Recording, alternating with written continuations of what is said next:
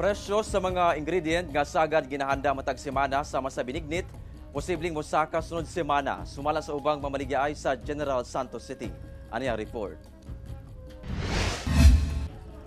Naandan na inig pag-obserba sa Semana Santa sa mga debotong Katoliko ang dunay ihanda nga pagkaon sama sa binignit. Gani, pipila sa mga ingredient niini naka-display na sa Central Public Market sa General Santos City. Apan, matud sa mga mamaligyaay, lauman matud pa ang pagsaka sa presyo sa ubang ingredients gumikan sa taas nga demand. Ang giniling nga pilit nga mapalit pa sa karon nga 85 pesos per kilo, posibleng mutaas sa 90 pesos per kilo sunod semana.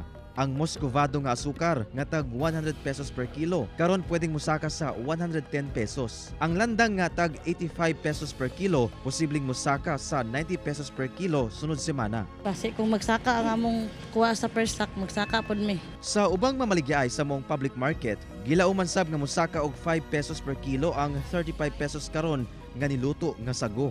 5 pesos lang man kay usually pag ing-ani good na week nagasaka jud ang per sako sa sago. Aron makabarato pa, dunay ubang mamalitay ang karon pa lang namalit na og ginagmay nga ingredients niini. Mami kan. Andan nawo. Hinuon dunay ubang sahog nga nagpabili ng presyo sama sa kamote ug saging nga kardaba nga mapalit sa 35 hangtod 45 pesos per kilo. Lakip na ang lubi nga mapalit sa 25 pesos per kilo. Kini gumikan paigo matud pa ang supply sumala sa mamaligyaay. Kauban si Gary Balantay, Efren Mamak, 1 Mindanao.